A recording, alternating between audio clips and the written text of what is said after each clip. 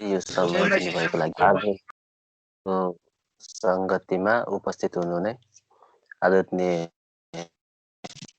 अगुवाज्यूहरू, आदरणीय दाजुभाइ दिदीबहिनी यहाँहरू सबैजनालाई र विशेष हाम्रो पाहुना आउनु भएको छ लगायत सबैजनालाई जय मसी भन्न चाहन्छु।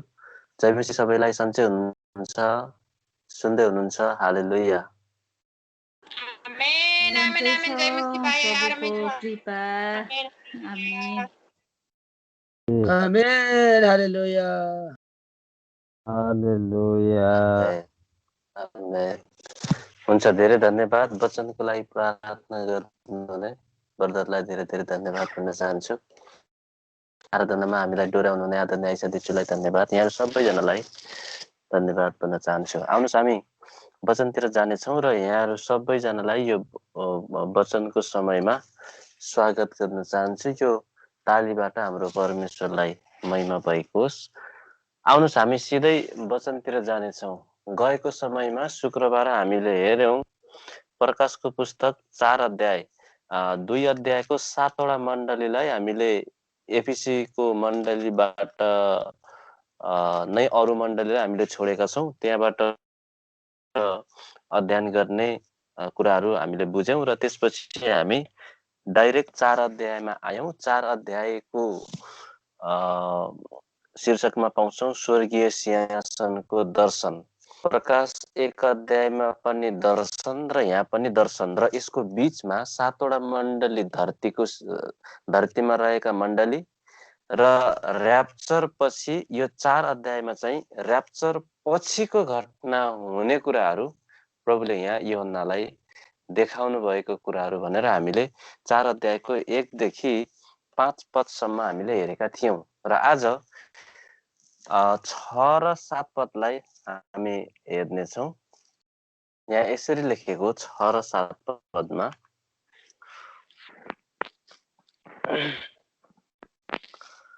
सिंहासनको अघि स्फटिक तुल्य काँचको समुद्र जस्तो थियो। अगाडि र पछाडि जम्मै आँखै आँखा भएका 4वटा जीवित प्राणी सिंहासनको वरिपरि र चारैपट्टि थिए। पहिलो प्राणी सिंह जस्तै, दोस्रो प्राणी बर जस्तै, तेस्रो प्राणीको अनुहार मानिसको जस्तै र चौथो प्राणी उडिरहेको गरुड जस्तै थियो। हालेलुया। परमेश्वरलाई महिमा भएको होस्। यहाँ चाहिँ विशेष गरेर हामीले यहाँ 6 पदमा पाउँछौँ सिंहासनको अघि स्फटिक तुल्य काँचको समुद्र जस्तै थियो। स्फटिक काँचको सिसाको सफा सिसाको जस्तो टल्किने समुद्र, सफा समुद्र। अनि यो चाहिँ यसलाई चाहिँ हामीले पिता र पुत्रको महिमा बगेको भनेर बुझ्न सक्छौँ। पिता र पुत्रको महिमा, म पृथ्वीलाई मेरो महिमाले पृथ्वीलाई मेरो महिमाले ढाक्ने छु। हामी प्रकाश 22 अध्यायको 1 र 2 पदमा पनि पाउँछौँ। यहाँ यसरी लेखेको छ जीवनको नदी शीर्षक छ, तब तिनले मलाई स्फटिक जस्तै, अब यहाँ पनि स्फटिक भनेको छ, स्फटिक जस्तै चहकिलो जीवनका पानीको नदी देखाए। जीवनका पानीको नदी देखाए। त्यो नदी परमेश्वर र थुमाको सिंहासनबाट निस्किते सहरका सडकको बीचबाट बगिरहेको थियो। अब यहाँ पिता र पुत्र उहाँहरू दुवैजनाको सिंहासनबाट बगेको जीवनको नदी चाहिँ कस्तो छ भने स्फटिक जस्तै चहकिलो, स्फटिक जस्तै चहकिलो। यहाँ 6 पदमा 4को 6 पदमा चाहिँ काँच भनेको छ, सिसा जस्तै छ्याङ्ग भएको, यताबाट उता देखिने, चहकिलो। अनि यसले चाहिँ के सिकाउँछ भने हामीलाई उहाँ सिद्ध हुनुहुन्छ, उहाँ चाहिँ पवित्र हुनुहुन्छ, उहाँ छ्याङ्ग हुनुहुन्छ, उहाँमा कुनै हेरफेर छैन, उहाँमा कुनै पनि लुटपाट छैन, उहाँमा कुनै देखावटी छैन।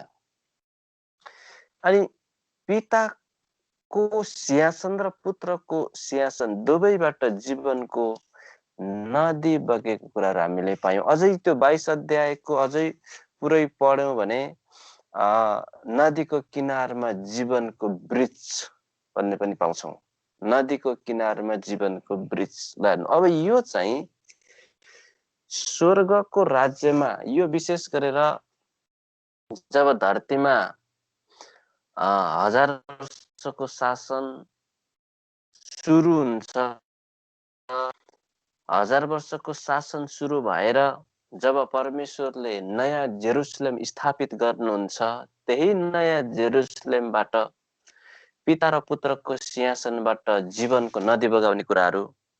अनि त्यसपछि अब यो रह्यो उहाँको स्वर्गीय राज्यको कुरा। अब धरतीमा पनि उहाँले सांकेतिक रूपमा हामीलाई कसरी उहाँले बोल्नु भएको छ भने यिर्मया 17 अध्यायको 7 पदमा हामीले त्यहाँ 7 र 8 पदमा पाउँछौं। तर त्यो मानिस धन्यको जसले परमप्रभुमा भरोसा राख्दछ।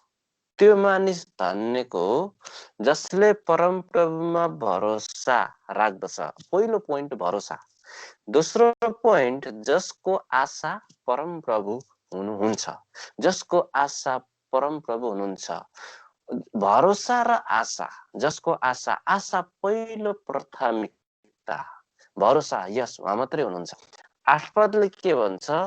त्यो पानीको किनारमा रोपेको रुख जस्तै हो। यो पानी अरू केही नभएर सांकेतिक रूपमा जीवनको पानी, अर्थात् नयाँ करारमा येशूले पवित्र आत्माले भरिएको कुराहरू, पवित्र आत्मालाई पनि उहाँले सांकेतिक रूपमा जो तिर्खाउँछ, त्यसले मैले दिएको पानी पियोस्, त्यो म कहाँ आओस्।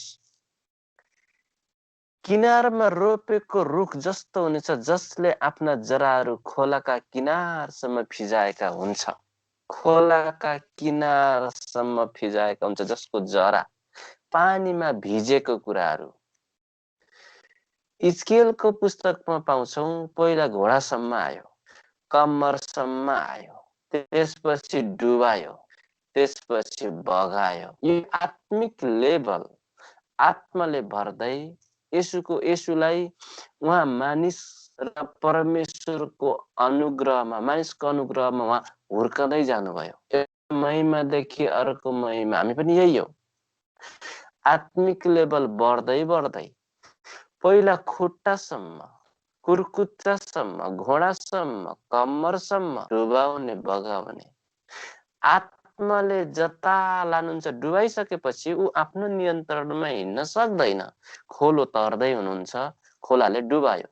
कसरी जानुहुन्छ? सिधै। तपाईँ सक्नुहुन्न, ठ्याक्कै सिधै गएर त्यही निस्किन्छु, सक्नुहुन्न। उसले बगाएर, ऊ खोलाले आफ्नै इच्छाले, उसले आफ्नै इच्छाको ठाउँमा पुर्याएर छोडिदिन्छ तपाईँ हामीलाई। त्यसरी नै जब आत्माले भरिदै भरिदै जान्छ, आत्माले चाहेको के हो उहाँले त्यही देखाउनुहुन्छ, त्यही गराउनुहुन्छ। उहाँले जता जहाँ लानु छ त्यही लानुहुन्छ। त्यही भएर पौललाई पवित्र आत्माले कति ठाउँमा जानको लागि मनाई गर्नुभयो र कति ठाउँमा उहाँले लानुभयो। त्यसरी नै खोलाको किनारमा, किनारसम्म फिजिएको हुन्छ। गर्मी हुँदा त्यो डराउँदैन। समस्या, त्यसका पातहरू सधैँ हरियो, कहिल्यै निराश हुँदैन। खडेरीको समय त्यसलाई केही कुराको चिन्ता हुँदैन। किन?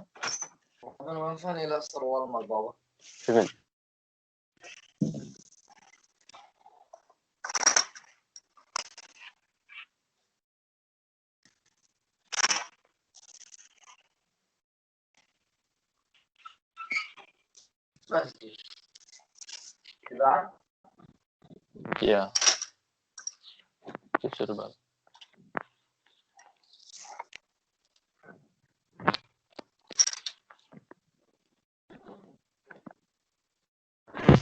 Is it okay? 2, 3. Yeah, okay. You want to? No. Dito ako magbawa? Yeah, okay.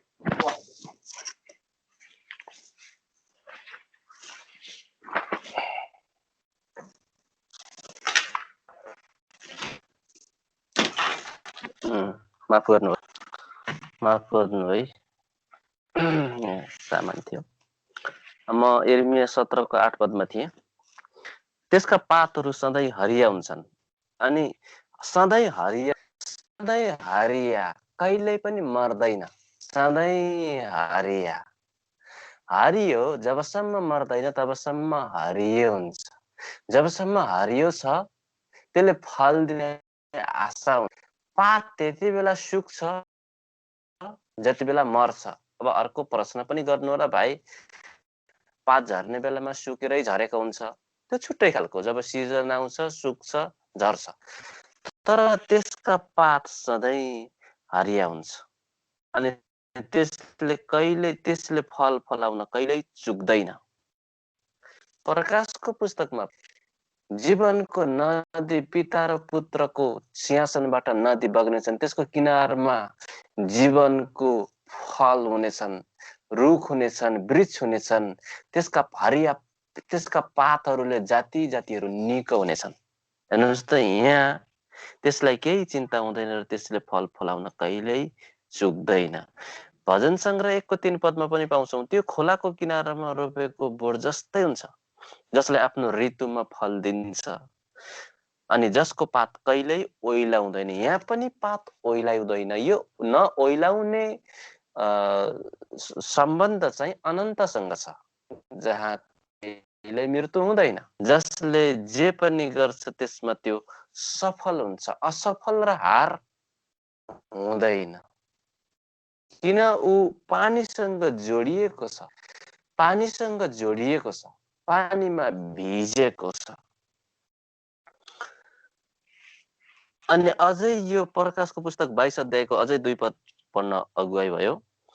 त्यस सहरका सडकको बीचबाट बगिरहेको थियो, पिताको र पुत्रको सिंहासनबाट निस्केको नदी। त्यस नदीका किनारमा जीवनको वृक्ष थियो जसले हरेक महिना 12 किसिमका फलहरू दिइरहन्थ्यो। त्यसका पातहरू चाहिँ जाति जातिहरूलाई निको पार्नका निम्ति थिए। हालेलुया, निको पार्नका निम्ति थिए। यता हामीले पाउँछौँ कि कहिल्यै पनि ओइलाउँदैन, सधैँ हरियो। अनि यहाँ चाहिँ हामीले पाउँछौँ यो ओरिजिनल हो, उहाँको राज्यमा भएको कुरा, हुने कुरा हो।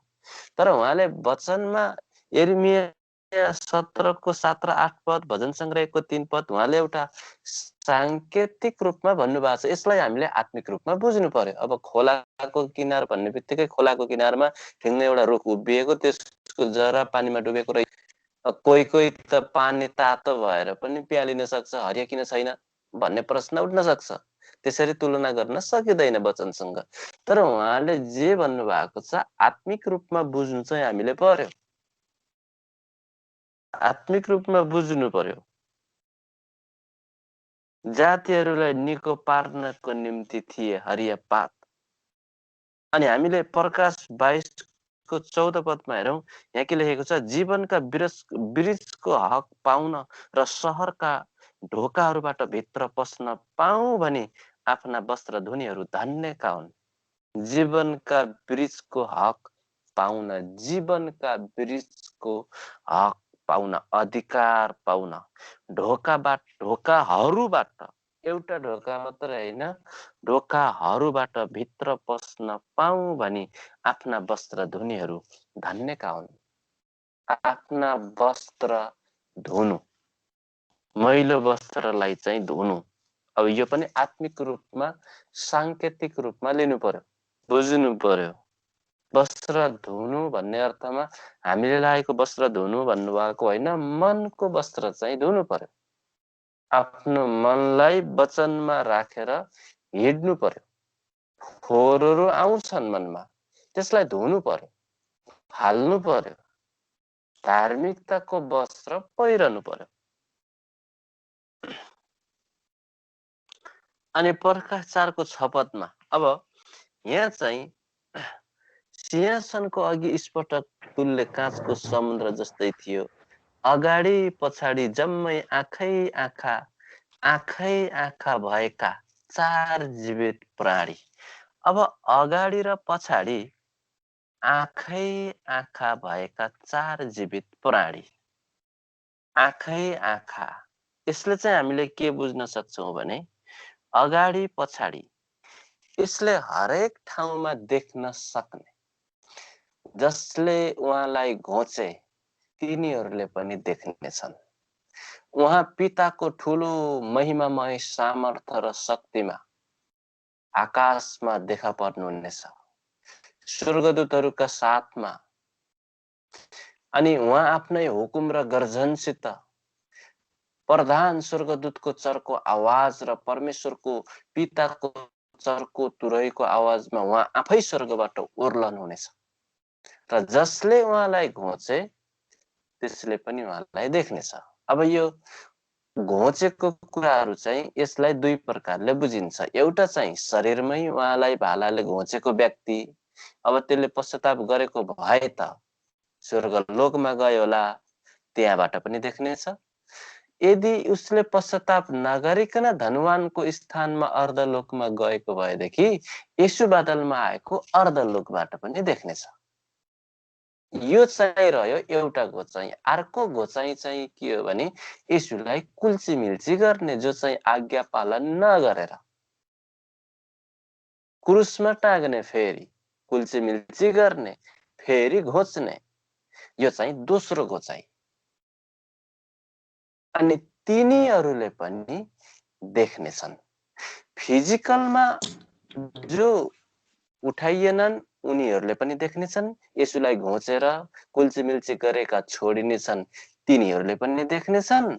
जो यसुलाई घोचेर कुल्चीमिल्ची गरेर फिजिकल शरीरबाट आत्मा निस्केर अर्थात् उनीहरूको मृत्यु भएर अर्धलोकमा गए, त्यति बेला पनि तिनीहरूले पनि देख्नेछन्। आँखै आँखा उहाँले हर चीजलाई देख्नुहुन्छ। जब उहाँ बादलमा आउनुहुन्छ तब हरेकले उहाँलाई देख्नेछन्। तर जबसम्म उहाँ बादलमा उहाँ आउनुहुन्न, अहिले पनि र उहाँ आउने बेलासम्म सदा सर्वदा उहाँले सबैलाई देख्नुहुन्छ। उहाँको नजर चाहिँ सर्वत्र छ, उहाँले सबैलाई देख्नुहुन्छ। हामी कुन कुनामा बसेको, कहाँ बसेको, के गरेको उहाँले हर समय देख्नुहुन्छ, हर समय उहाँ देख्नुहुन्छ। अनि अब यहाँ चाहिँ 4 प्राणी छ। अब यहाँ परमेश्वरले 4वटा प्राणी चाहिँ बनाउनु भएको छ। अब यो 4 प्राणी किन बनाउनु भयो? अब यो 4 प्राणीलाई चाहिँ हामीले करूप भनेर बुझ्न सक्छौं। अब उहाँले यहाँ छुट्टै अनुहार बुझाउँदै हुनुहुन्छ। अब यहाँ 4 प्राणी चाहिँ परमेश्वरले भयो भने परमेश्वर र ल्याउनको लागि चाहिँ 4 प्राणी बनाउनु भएको छ। परमेश्वर जानुहुन्छ, यी 4 प्राणीको उहाँले जहाँ जाने इच्छा त्यहाँ चाहिँ यिनीहरूले परमेश्वरको उपस्थितिलाई लिन जान्छन्। अनि धरतीमा भएका सबै कुराहरू वेदीको प्रार्थना, चौरमा सङ्घिएका प्रार्थना सबै खटाइएका छन्। कुन ठाउँमा लाने हो, कुन ठाउँमा निकाल लाने हो। प्रेटिस नदीमा 4वटा स्वर्गदूत खटिएर अझै बसिरहेका छन्। 20 करोड घोडासवारको क्याप्टेन हुनको लागि तिनीहरूलाई समय अझै आएको छैन। परमेश्वरले तोकिदिएपछि मात्रै तिनीहरूले काम, हरेक सबै खटिएका छन्। अनि यी 4 प्राणीलाई परमेश्वरले आफ्नो लान ल्याउनको लागि उहाँले खटाउनु भएको छ। अब यो कसरी भन्यो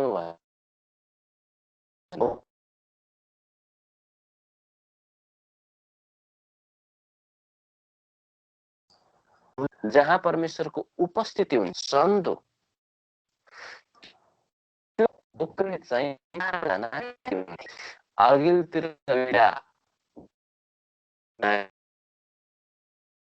दाहिने देब्रे बीचमा हुन्थ्यो हो।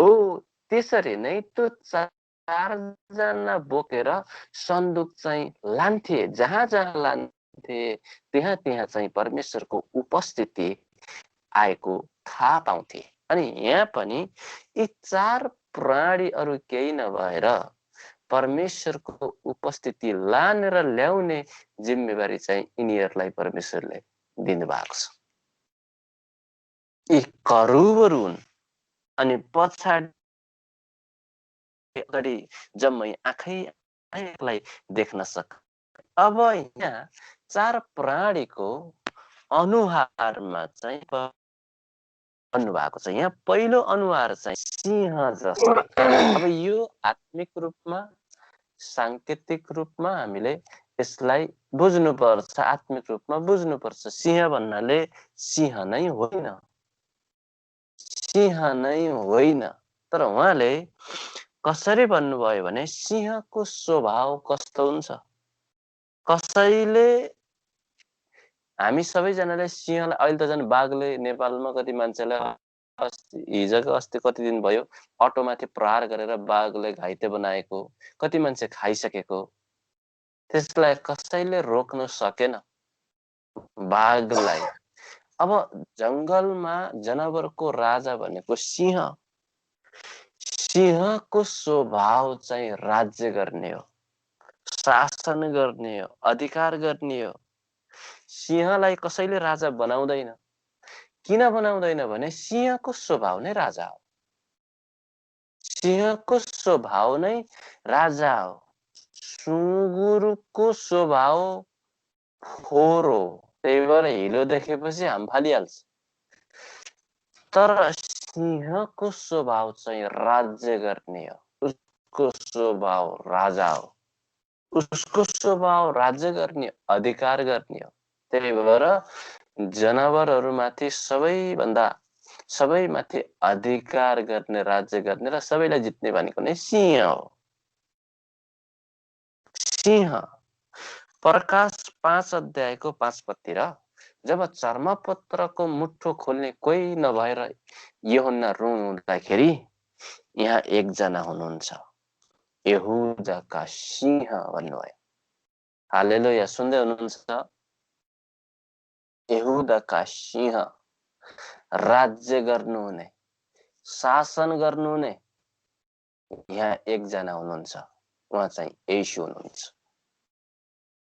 अनि प्रकाश 19 अध्यायको 11 र 12 पदमा पढ्यौं भने त्यहाँ धेरै मुकुट पहिरनु भएको, धेरै मुकुट। कसरी? विजय भएर। मुकुट जितेर पाइन्छ, विजय भएर पाइन्छ। अनि एउटा मात्रै मुकुट पाउँछौं 6 अध्यायमा त, तर त्यहाँ चाहिँ धेरै 19 अध्यायको 11 र 12 पदमा धेरै मुकुट पहिरनु भएको। अथवा उहाँले सबैमाथि राज्य गर्नुहुन्छ। त्यही भएको भएर नै धरतीका राजाले त एउटा मुकुट मात्रै पाउँछन्, तर उहाँले त धेरै मुकुट, राजाहरूका पनि राजा भन्न त्यही भएर उहाँलाई सुहाउँछ। किन? उहाँले धेरै मुकुट पहिरनु भएको छ। उहाँ राजाहरूका राजा हुनुहुन्छ, उहाँ सबैभन्दा उच्च हुनुहुन्छ। सिंह राज्य गर्नुहुन्छ। येशूले मृत्युलाई सदाको लागि जित्नु भयो, हामीलाई हाम्रो पापबाट छुटकारा दिनुभयो। हाम्रो पापको प्रायश्चित आफ्नो रगत बगाएर आफ्नो प्राण अर्पण गरेर हाम्रो पापको प्रायश्चित गर्नुभयो, पहिलो पोइन्ट। र दोस्रो पोइन्ट, अन्धकारको शासक त्यसले हामीमाथि बनाएको तमसुक र किल्लालाई उहाँले टुक्रा टुक्रा पारिकन रद्द गरिदिनु भयो। यो उहाँको विजयता हो। त्यही भएको भएर उहाँले त्यो मुकुटलाई जित्नु भयो। उहाँले धेरै मुकुट पहिरनु भएको। अब दोस्रो प्रणाली बहर जस्तो, म समयलाई म छिटो जान चाहे। दोस्रो प्रणाली बहर जस्तो। यो दोस्रो प्रणाली बहर भनेको चाहिँ हामी सबैलाई थाहै छ, गाईको बाछो। गाईको बाछो जन्मिएको 1-2 महिनासम्म बुरुक बुरुक बुरुक बुरुक उफ्रिन्छ, यति छिटो भाग्छ, पुच्छर ठडाउँदै मजाले दकुर्छ, यता पनि बुरुक्क उफ्रिन्छ, उता पनि बुरुक्क उफ्रिन्छ, ठुलो हुँदै हुँदै जान्छ, सिङका टुसा पलाउँछ, जवान हुन्छ, जुरो पनि मजाले बढ्छ, अनि एउटा फिटनेस भएको जवान युवा कस्तो देखिन्छ, सेम त्यस्तै हुन्छ बहर। बहर मलाकी 4 अध्यायको 2 पदमा यहाँ यसरी लेखेको छ, तर मेरो नाउँको आदर गर्ने तिनीहरूमाथि चाहिँ धार्मिकताको सूर्य आफ्ना पखेटामा आरोग्यता लिएर उदाउनेछ। अनि गोठलाई छोडेर निस्केको बाछा जस्तै तिमीहरू चाहिँ बाहिर निस्कनेछौ। हालेलुया।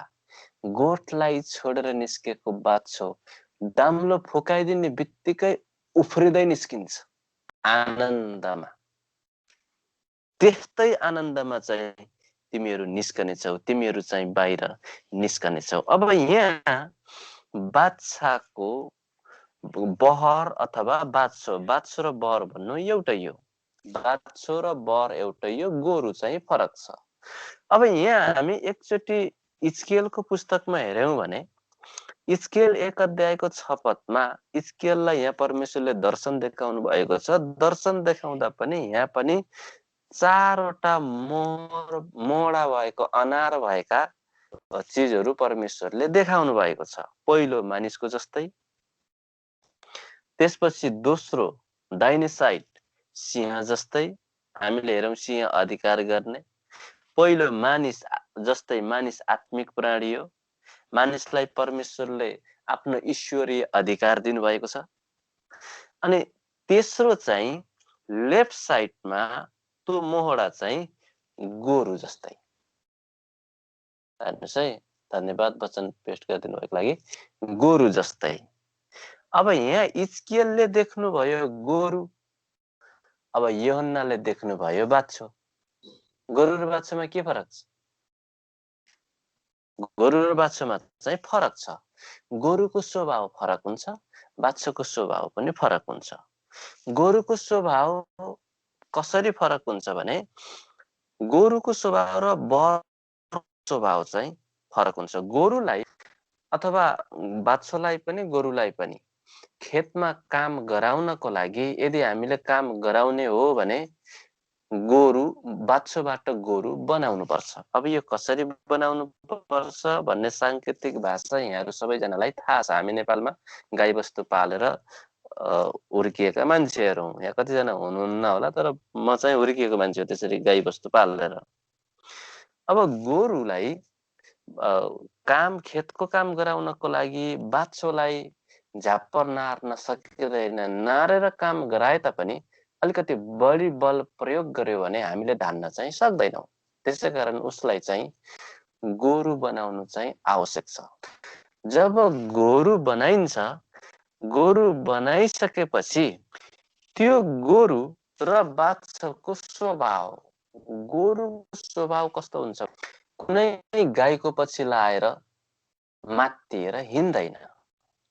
तर बाछोको स्वभाव कस्तो हुन्छ भने गाईको पछि लाएर मातेर हिँडेको चाहिँ बाछोको स्वभाव हुन्छ। गोरुको स्वभाव कस्तो हुन्छ भने ऊ मजाले एकसुरले आफ्नो काम गर्छ। तर बाछोको स्वभाव कस्तो हुन्छ भने एकसुरले काम गर्न सक्दैन। एकसुरले काम गर्न चाहिँ सक्दैन। अब यहाँ दुईटा चरित्र कुरा पाउँछौं। पुरानो करारमा गोरु, इजकेलले गोरु देखे। यो गोरुको जस्तो स्वभाव, यो भूमिकामा पिताले काम गर्दै हुनुहुन्छ। अब यहाँ चाहिँ पितालाई गोरु भन्ने शब्द यसरी प्रयोग चाहिँ यसलाई नगर्नु होला, यसको स्वभावलाई हेर्नु। स्वभावलाई। अब यहाँ पिताले पुरानो करारमा जुन इस्कियललाई दर्शनमा गोरु देखाउनु भयो, पिताले यही स्वभावले आफ्नो काम गर्दै हुनुहुन्छ। अब यहाँ अझै इस्कियल 1 अध्यायको 10 पदतिर पनि हेर्यौं भने यहाँ देब्रेपट्टिको साइड मोडा चाहिँ गोरुको जस्तै थियो भनेर भन्नुभएको छ। अनि देब्रेपट्टिको साइड चाहिँ दोस्रो पट्टिको साइड चाहिँ बहर जस्तो। अब हामीले हेर्यौं प्रकाश 4 को 7 पदमा दोस्रो प्राणी चाहिँ बहर जस्तो। अब इस्कियल 1 को 10 पदमा चाहिँ देब्रेपट्टिको मोडा चाहिँ गोरुको जस्तो। अब यहाँ पुरानो करारमा गोरु, नयाँ करारमा बर। यहाँ इस्कियलले पनि बर देख्नु भएन। यहाँ नयाँ करारमा प्रकाशको पुस्तकमा पनि गोरु चाहिँ देख्नु भएन। अब यहाँ छुट्टै छुट्टै किन आयो भन्दा यहाँ काम गर्ने शैलीमा फरकता छ। यहाँ परमेश्वरले यही तरिकाले चाहिँ यही स्वभावले आफ्नो काम पूरा गर्दै हुनुहुन्छ। गोरुलाई गाईको आवश्यक चाहिँ पर्दैन। त्यसरी नै किन पर्दैन भने गोरुले सन्तान जन्माउन चाहिँ सक्दैन। मैले अझै कति कुराहरू खोलेर चाहिँ भनिन, तपाईले बुझ्नु भयो होला। गोरु कसरी बनाइन्छ, बाछोबाट कसरी गोरु बनाइन्छ यहाँहरूलाई थाहा छ। गोरुले सन्तान जन्माउन चाहिँ सक्दैन। अब नयाँ करारमा बर भनियो, येशूलाई कुनै मानिसले जन्माएको चाहिँ होइन। येशूलाई कुनै मानिसले जन्माएको होइन, उहाँले त आफैले आफैलाई प्रकट गरेर कन्याकुमारीको मरियमको गर्भद्वारा आउनु भएको। किन मान्छे भएर धरतीमा आइसकेपछि गर्भको बाटो हिँड्नै पर्छ। गाडी धरतीमा हिँड्छ, उड्दैन। त्यसरी नै मान्छे भएर धरतीमा आउने हो भने गर्भको बाटो भएर आउनै पर्छ। येशू मरियमको गर्भबाट चाहिँ आउनु त भयो, तर उहाँलाई कुनै मानिसले बनाएको चाहिँ होइन, उहाँले आफैले आफैलाई प्रकट गर्नुभयो। त्यसरी नै यहाँ गोरुले सन्तान जन्माउन सक्दैन। गोरुलाई गाईको आवश्यक पर्दैन। किन पर्दैन भने गोरुले सन्तान जन्माउन सक्दैन। येशूलाई पनि मानिसले जन्माएको चाहिँ होइन, उहाँ आफै मानव बनेर आउनुभयो। अब अझै बाछाको क्वालिटी, त्यसको स्वभाव चाहिँ के हुन्छ भने बाछा आफ्नो पितामा समर्पित हुन्छ। आफ्नो आमामा, आफ्नो बाउमा समर्पित, अझ समर्पित पितामा, गोरुमा। आत्मिक रूपमा हामीले हेर्यौं भने येशूले जे जति गर्नुभयो, पिताले जे जति भन्नुभयो त्यही गर्नुभयो। त्यही भएर येशूले भन्नुभएको छ, पिताले जे जे भन्नुहुन्छ म त्यही गर्छु, त्यो बाहेक अरू मैले गर्दिन। यूहन्ना 5 को 19 पदतिर 30 पदतिर हामी पाउँदछौँ। अब यहाँ येशूले जे पिताले भन्नुभयो त्यही गर्नुभयो भनेपछि येशूले आफ्नो जीवन पनि पितामा के गर्नुभएको पाउँछौँ? समर्पण। कुनै मान्छेले हामीलाई कसैले भनेर मात्रै जे उहाँले भन्नुहुन्छ त्यही गर्यौं भने हामीले उहाँमा समर्पण गरेका हुन्छौँ। अब पुलिसहरुसँग, आर्मीहरुसँग बन्दुक त छ, पड्काउने आज्ञा पाए भने मात्रै पड्काउँछन्। त्यसरी नै यहाँ पनि समर्पण, पिताले जे भन्नुहुन्छ पुत्रले त्यही गर्नुहुन्छ भनेपछि यहाँबाट हामीले के बुझ्छौं भने समर्पणता। यहाँबाट के सिक्ने त भन्दा समर्पणता। जिउँदो बलिको रूपमा आफैलाई समर्पण गर। अनि अर्को कुरा, अब यहाँ बाछो मलाकी 4 अध्यायको 2 पदमा हेरौं, जो चाहिँ उफ्रिन्छ, जो चाहिँ आनन्दित हुन्छ। अनि हामीलाई पनि उहाँको आनन्दले गदगद पार्नुहुन्छ। भजन संग्रहको पुस्तकमा पाउँछौं, तपाईको आनन्दले, तपाईको शान्तिले हामीलाई गदगद पार्नु भएको छ। अनि चौथो प्राणी उडिरहेको गरुड जस्तै थिए, उडिरहेको गरुड जस्तै माथि माथि उड्ने सामर्थ्य गरुड, समग्रताको जीवन, अधिकारमा जिएको जीवन। त्यसै कारणले गर्दाखेरि यहाँ चाहिँ 6 पद र 7 पदमा सिंहासनको अघि स्फटक तुल्य काँचको समुद्र जस्तो थियो, अगाडि र पछाडि जम्मै आँखै आँखा भएका, जम्मै आँखै आँखा। उहाँले हर समय हामीलाई देख्नुहुन्छ। तपाईँ हामी कस्तो अवस्थामा बसिरहेका छौँ उहाँ देख्नु भएको छ। आँखा भएका 4वटा जीवित प्राणी सिंहासनको वरिपरि र चारैपट्टि थिए। पहिलो प्राणी सिंह जस्तै थियो, दोस्रो प्राणी बर जस्तै, तेस्रो प्राणीको अनुहार मानिसको जस्तै, तेस्रो प्राणीको अनुहार मानिसको जस्तै। यो गोरु पुरानो करारमा गोरु, नयाँमा बहर भन्ने अर्थमा यसले आचरणलाई जनाउँछ। यसको स्वभावलाई हामीले आत्मिक रूपमा पक्रिनुपर्छ। गोरुको स्वभाव र बहरको स्वभाव, यसको आचरणलाई हामीले पक्रिने हो। जसरी भजन संग्रह 92 अध्यायको 10 पदमा हामीले हेरौं, जंगली साँडेको जत्तिकै मलाई बल दिनुभएको छ।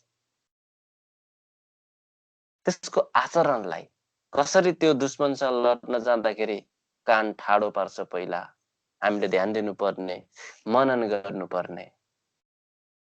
नजिकै जाँदाखेरि खुट्टाले लड्ने बेला लड्नुभन्दा पहिला, प्रहार गर्नुभन्दा पहिला खुट्टाले धुलो फाल्छ हाम्रा चालहरू।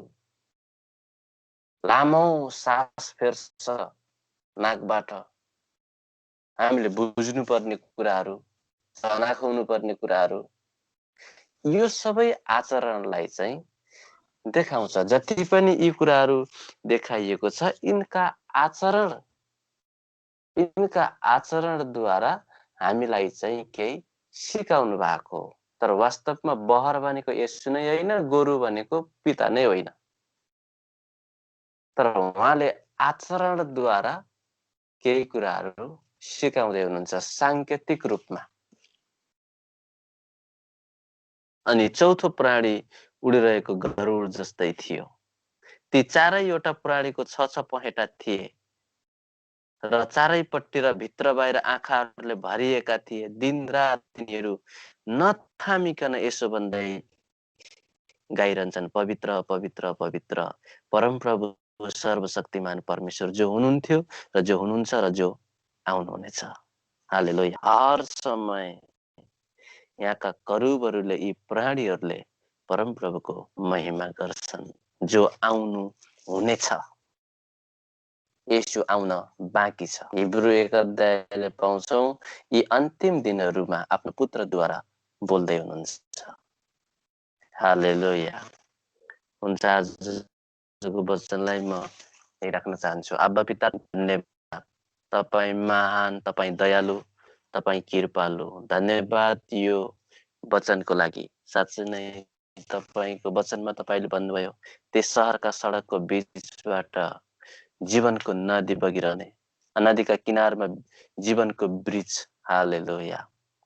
हे पिता, तपाईलाई धन्यवाद, हामीलाई तपाईको राज्यमा आउने अनि तपाईले यो तयार गर्नुभएको जीवनको वृक्ष तपाईको वचनमा भन्नुभएको छ, जसले आफ्ना वस्त्र धोएका छन्, जो शहरभित्र पस्नको लागि आफ्नो वस्त्र धोएका छन्, तिनीहरू धन्यका हुन्। अनि तपाईको वचनमा भन्नुभयो, त्यो पानीको किनारमा रोपेको रुख जस्तै हुने, जसले आफ्ना जराहरू खोलाका किनारसम्म फिजाएको हुन्छ। यस लर्ड। अनि गर्मी हुँदा त्यो डराउँदैन, अनि त्यसका पातहरू सधैँ हरियाली हुनेछ। अब्बा पिता, हामी तपाईलाई धन्यवाद दिन्छौँ। तपाईको वचन जीवित क्रियाशील छ स्वामी।